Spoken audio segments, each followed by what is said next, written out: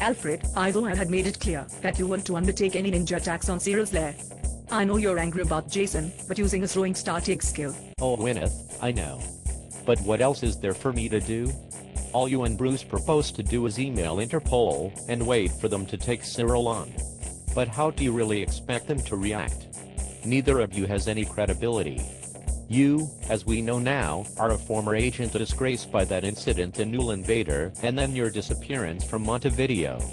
And Bruce. Poor Bruce will be considered simply to be a disgruntled former lover. Our only other alternative is a head-on attack. And Agatha and I are the only ones willing to do it. Agatha? Is she part of this insane plan? Of course. She's out buying more throwing stars now. Oh Alfred. No. Well, I suppose I'll have to tell you. I had been hoping to spare you. Spare me what? You see, Alfred, contacting Interpol is only part of my plan. But if you want to know the rest, I'll have to tell you the rest of the story. Rest of the story? I thought everything was perfectly clear. Cyril knows his ability to coerce you into cannibalistic series killing via hypnosis is at an end and therefore is trying to kill us all. He nearly succeeded with Jason. And we are all that stands between him and world domination. In a few short days, he and his parakeets will seize control of the country. And shortly after that, the planet. If we don't fight him, who will? It's almost too late. Dear naive Alfred. Haven't you noticed the gaps in the story so far? You still don't know what happened in Ulaanbaatar, or who Carlos was.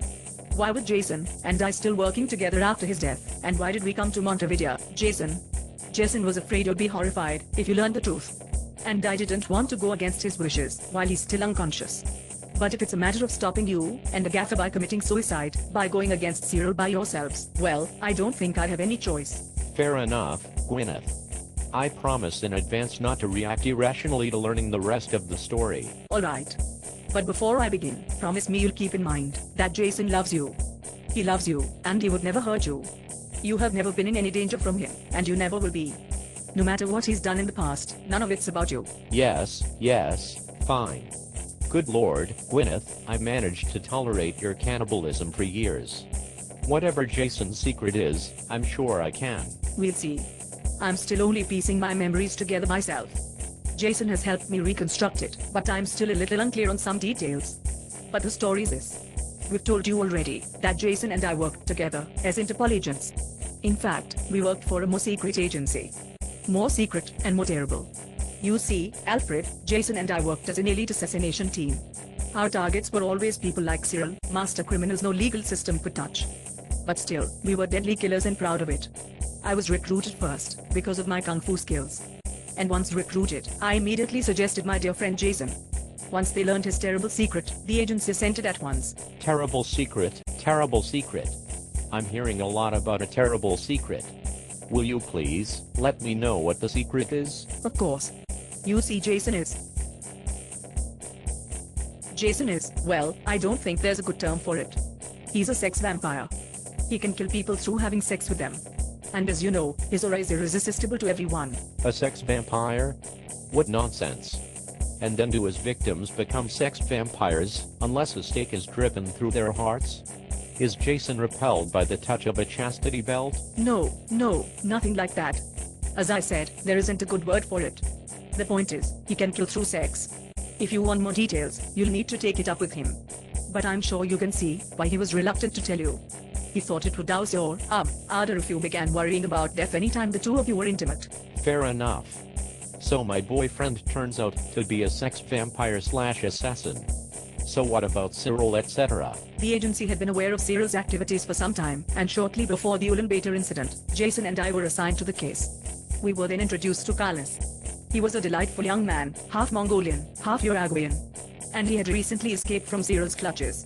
In fact, Carlos had been Cyril's lover, or perhaps slave would be a better word, during the time he was first developing his parakeets. Horrified by the danger Cyril's plans posed to the plan, Carlos escaped and then spent several years running from Cyril and simply drifting to stay alive. Is that when Cyril came to Montevideo and met me? That's right. He was searching for Carlos. The entire time he was financing your medical education, to say nothing, I'm so sorry my dear, of the sexual one. Cyril was keeping watch over the family of Carlos' mother, in the hopes they might lead him to his ultimate prey. But then, Carlos met Jason. I think it was in Des Moines. Or possibly Argadalgao. Then again, it might have been Bratislava. Does it matter? Not really. At any rate, Carlos and Jason embarked on a passionate affair, and in the course of it, Carlos told Jason about his terrible past and his fears about Cyril, little realizing he was revealing this to one of the few people who could help him.